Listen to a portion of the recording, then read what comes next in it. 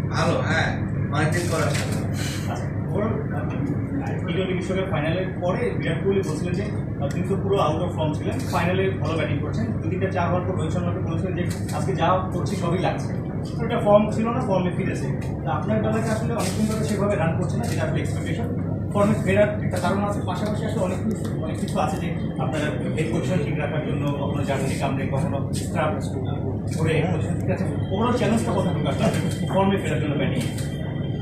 আমি যেটা বললাম যে লাস্ট টেস্ট ম্যাচে আমি অনেক ভালো ফিল করেছি ব্যাটিংয়ে, দুইটা ইনিংসেই খুব ভালো ব্যাটিং করছিলাম, আনফর্চুনেটলি বড় করতে পারিনি। তো সেই জায়গা থেকে চেষ্টা থাকবে যে ইনিংসটা বড় করতে, এটাই তো চ্যালেঞ্জ, ইনিংসটা বড় করতে যদি সেট হই।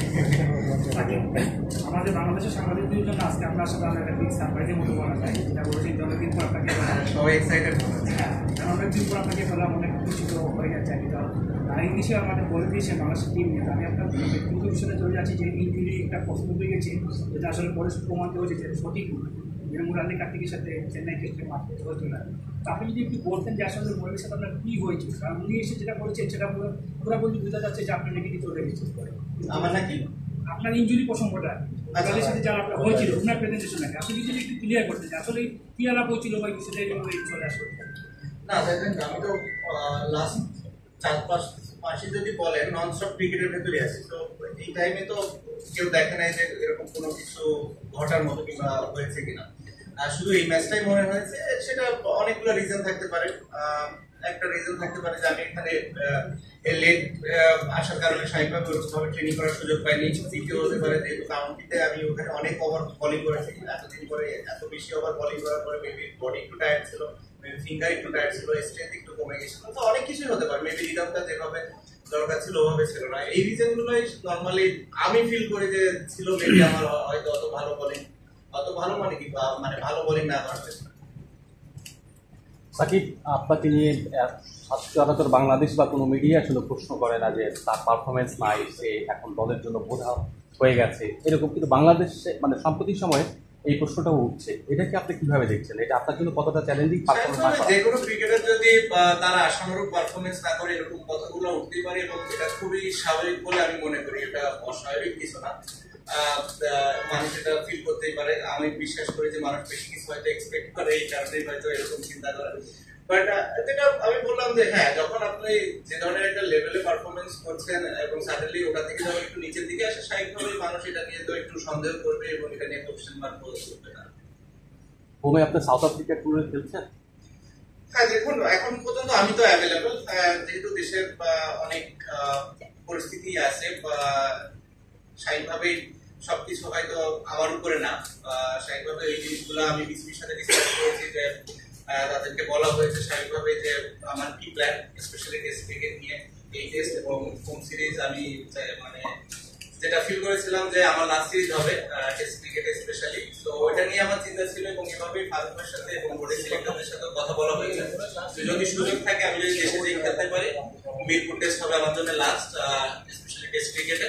এবং সেই কথাটা বোর্ডের সবার সাথে বলা হয়েছে এবং তারা এই বিষয়টা জানে এবং তারা চেষ্টা করছে যে কিভাবে এটাকে সুন্দরভাবে অ্যারেঞ্জ করা যায় এবং যাতে করে আমি খেলতেও পারি এবং নিরাপদ ফিল করি। অ্যাট দি সেম টাইম যখন দেশের বাইরে আসার দরকার হবে এবং দেশের বাইরে বের হতে যেন আমার কোনো সমস্যা না হয়, এই জিনিসটা বোর্ড খেয়াল করছে। এবং যারা এই বিষয়গুলোর সাথে রিলেটেড মানুষ আছে, তারাও এই বিষয়টা দেখবে এবং দেখছে বলে আমি মনে করি। এবং তারা হয়তো আমাকে একটা ডিসিশন দিবে, যেটা ভিত্তিতে আমি হয়তো দেশে যে ভালোভাবে খেলে অ্যাটলিস্ট টেস্ট ফরম্যাটটা থাকতে পারি। সাকিব ভাই, কন্ট্রোভার্সি আপনার ক্যারিয়ারের একটা ইন্টিগ্রাল পার্ট, সবসময় কন্ট্রোভার্সি আপনাকে ফুয়েল করে হয়তো বা, বাট ইন রিসেন্ট টাইমস যে মার্ডার কেসের অ্যালিগেশন, তারপর বিএসইসি থেকে আপনাকে যে একটা হেফটি পেনাল্টি ছিল 50 লাখ টাকা, সবকিছু মিলায় এখন এত কিছুর ভিতরে ক্রিকেটে আপনি ফোকাসটা ধরে রাখছেন কিভাবে? টাফ, খুবই টাফ। আমি কিভাবে রাখছি এটা আল্লাহ জানে, আমিও জানি না আসলে। যেটা বললেন যে ধরেন একটা কেস, হ্যাঁ এখন হয়েছে, সবারই রাইটস আছে, বাট আপনারা সবাই জানেন যে এটা কেমন ধরনের কেস ছিল, কিংবা আমি ওই সময় কোথায় ছিলাম, আমার কাজ কি ছিল, কিংবা আমি কি করছিলাম। তো এই বিষয়টা নিয়ে খুব বেশি একটা বলতে চাই না। আর একটা জিনিস যেটা সত্য হয়েছে, আমার লাইফে আমি কোনোদিন আসলে নিজের থেকে কোনো ট্রেড করিনি। কেউ যদি এটা বলে যে এই ট্রেডিং নিয়ে কথাও বলেছি, আমাকে প্রমাণ দিলে আমি খুশি হবো। সো এই সবগুলো এখন আসলে যে কেউ যে যার যার মতো করতেই পারে, বাট জিনিসগুলো হচ্ছে যে আপনি যদি সুন্দর করে একটা করতো হয়তো মেবি বেটার হতো আমার জন্য হয়তো মেন্টালি একটু ভালো হতো। কারণ ফলস এলিগেশন গুলো আমার কাছে মনে হয় না যে এই জিনিসগুলো খুব একটা ভালো দিক বহন করে আমাদের দেশের জন্য, বা বাইরে স্পেশালি বাইরের মানুষ যখন এগুলো নিয়ে কথা বলবে আমার কাছে মনে হয় না যে জিনিসগুলো খুব বেশি একটা অ্যাপ্রোপ্রিয়েট হবে। কারণ আমি যেটা ফিল করেছি, প্রথমটা তো আপনাকে বললামই, আর দ্বিতীয়টা যেটা মানে আমার লাইফে যখন আমি কোনো ট্রেডই করিনি নিজ থেকে, তো স্বাভাবিকভাবে আমার ভুল করার কিংবা ওটার সাথে যে ধরনের ওয়ার্ডগুলো ইউজ করা হয়েছে সেগুলো আসলে কতটা অ্যাপ্রোপ্রিয়েট সেটাও কিন্তু আপনার ফিনান্সিয়াল ম্যানেজার আপনার হয়ে অন্য কেউ অ্যাকাউন্টটা হ্যান্ডেল করছে এরকম ব্যাপার।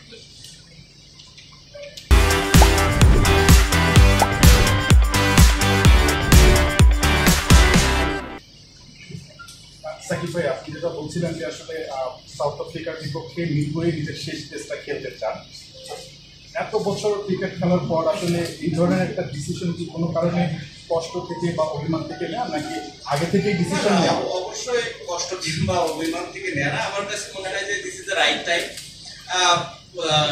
মুভ অন করার জন্য এবং নতুনদের আসার সুযোগ তৈরি করে দেওয়ার জন্য। অ্যাট দি সেম টাইম টি-20তেও আমার আসলে একই ধরনের চিন্তা, আমি এটা অপ্রাসঙ্গিক হলেও বলে ফেলতে চাই, কারণ হচ্ছে টি-20 নিয়ে আমাদের কথা হয়েছে, সিলেক্টর এবং প্রেসিডেন্ট বোর্ডের সবার সাথে এটা নিয়েও আমি কথা বলেছি যে আমার কাছে মনে হয় this is the right time যে টি-20 থেকেও আমি মুভ অন করি এবং আপাতত নেক্সট যে কিছু সিরিজগুলো আছে কিছু নতুন প্লেয়ার আসুক, নতুন প্লেয়ারদের সুযোগ দেওয়াবো। অ্যাট দি সেম টাইম আমি যদি ফ্র্যাঞ্চাইজি লিগ খেলাগুলোর সুযোগ পাই, এখানে ভালো করতে থাকি, 6 মাস 1 বছর পরে যদি কখনো মনে করে বিসিবি যে হ্যাঁ না এখানে টি-20তে আমার কন্ট্রিবিউট করার একটা সুযোগ আছে, আমি পারফর্ম করছি এবং ফিট আছি, দেন আমরা ডিসাইড করতে পারি। বাট অ্যাট দিস মোমেন্ট আমি নিজেকে অন্তত টি-20তে দেখছি না। সাউথ আফ্রিকা যেহেতু টেস্ট সিরিজ আমার ইচ্ছা আছে যে লাস্ট সিরিজ হয়, তো বেসিক্যালি আপনারা বলতে পারেন যে মোটামুটি 2টা ফরম্যাটে আমি আমার শেষটা অন্তত দেখছি। আপনি বলছেন টি-20টা আপনি কনসিডার করছেন, তাহলে কি এটাই কি আপনার লাস্ট মানে টি-20 সিরিজ নাকি আপনি না না না, এখন আসলে এই সিরিজগুলো আমি খেলার আমার কোনো রিজন আছে বলে মনে করি না। আমার কাছে মনে হয় নতুন নতুন কিছু প্লেয়ারকে সুযোগ দেওয়া উচিত এবং তাদেরকে দেখার এটাই সব থেকে বড় সময় কিংবা সুযোগ। এটা আছে, এরপরে হয়তো ওয়েস্ট ইন্ডিজ আছে, তারপরে আরো ইয়ে থাকবে। আমার মনে হয় 2026 সালে যদি দিকে বাংলাদেশ ক্রিকেট বোর্ড চিন্তা তাকায় তাহলে সেটাই হবে সব থেকে ভালো দিক এবং এটা আমরা সবাই মিলে ডিসিশন নিয়েছি এবং আমরা সবাই এটাতে একমত হই। আমার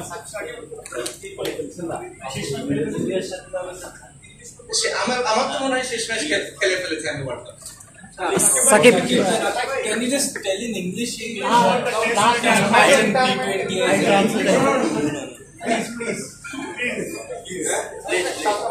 your announcement, retirement English. It's my desire. I haven't said that. It's my desire. I have said that to BCB and the selectors. They agreed with me. They are trying to organize everything in possible way so that I can go back to Bangladesh, play those two test match or the match in Mirpur and finish my test career there. And then after that, when we play a series abroad, I can go out of the country safely. So if it doesn't happen that you cannot play the test matches in Bangladesh, will you give up test cricket or continue? That's my desire. So if that's the finishing line, if that doesn't happen, you're anyway giving up my last call. Yeah, that's all. And T20 is T20, the last match, I felt like I played my last match during my last game of the World Cup. We have discussed this with selector and board. I think looking at 2026 T20 World Cup, this is the right time for me to move on, and BCB will look into some new players and hopefully they will find some great players and who will perform well in 2026 T20. Shakib, এই test series নিয়ে যদি একটু কথা বলি, তাহলে আপনি বললেন আমরা ফার্স্ট ইনিংসে 150 করেছি, সেকেন্ড ইনিংসে 250 করেছি, but at the same time পাকিস্তানেও 550 করে এসেছিলাম। রেগুলারিটিটা বাংলাদেশের ব্যাটারদের মধ্যে নাই কেন? টপ অর্ডার থেকে মিডল অর্ডার সবাই মোটামুটি আমাদের মতো দেশের প্লেয়াররা আমরা যখন খেলি, আমি এভরি নাও এন্ড দেন এরকম দু একটা ইনিংস খারাপ হতেই পারে, স্পেশালি আপনারা যখন খেলছেন পৃথিবীর 1 নম্বর দলের সাথে স্বাভাবিকভাবে এরকম একটা ইনিংস খারাপ আপনার যেতেই পারে। তো এটা নিয়ে আমরা খুব বেশি একটা অরিড না, আমরা জানি কি জায়গাগুলোতে ইমপ্রুভ করতে হবে। আমি যেটা বললাম যে সেকেন্ড ইনিংস থেকে যদি আমরা 100 রানের একটা ইমপ্রুভমেন্ট করতে পারি তাহলে আমার কাছে মনে হয় সেটা আমাদের ড্রেসিং রুমের জন্য অনেক স্বস্তি। যখন আপনার নামে একটা প্রস্তাবনা হয়েছিল তখন পুরো বাংলাদেশ যেভাবে বিভক্ত হয়ে গেছে, কিছু মানুষ আপনাকে সমর্থন করেছে, কিছু মানুষ সমর্থন করেনি। আপনার যেমন সতীর্থ নাজমুল সাহেব শুরু করে সম্মোহন সকলে আপনাকে প্রশ্ন পাশে ছিল, এই বিবাদের সময় সতীর্থদের পাশে পেয়ে নিজের কাছে কেমন? I'm grateful to them, thankful to them.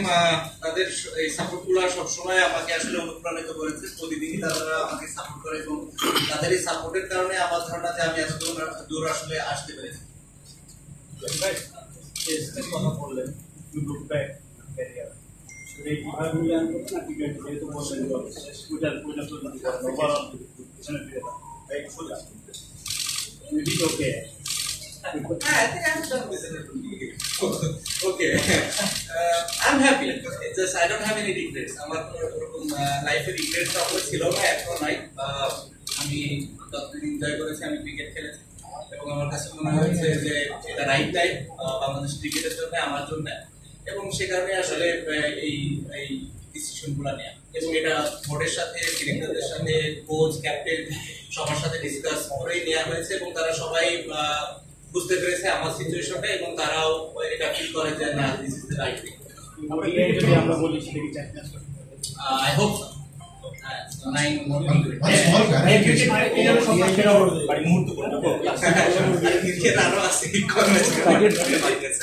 যদি শেষ সিরিজই হয় শেষ পর্যন্ত, মানে এতগুলো চ্যালেঞ্জ ফেস করে আসলেন, দেশে অনেক ঝামেলা পার করে আসছেন, শেষটা আপনি কিভাবে আসলে দিতে চান দেশের জন্য? আমার প্রথম দিন থেকে আজকের দিন পর্যন্ত আসলে একই রকম সবসময় ফোকাস ছিল যে কিভাবে কন্ট্রিবিউট করতে পারি দেশের হয়ে, সেটা ব্যাটিং হোক, বলিং হোক, ফিল্ডিং হোক, বুদ্ধি দিয়ে হোক, নিজের ব্রেন ইউজ করে হোক, এবং এই টেস্টও তার ডিফারেন্স কিছু। Shafiq, you were just talking about the South Africa series and trying to go abroad after that. But do you have any trouble now going back to Bangladesh after the series? I mean, I'm a citizen of Bangladesh, so I shouldn't have any problem going back to Bangladesh. But after going back to Bangladesh, then my concern starts. Going back to Bangladesh is not a problem. It's just leaving Bangladesh, and while I'm in Bangladesh, the safety and security, that's my concern. What I'm hearing from my close friends and family members, they have their concern. So I hope things are getting better, things are well, and there should be a solution to it.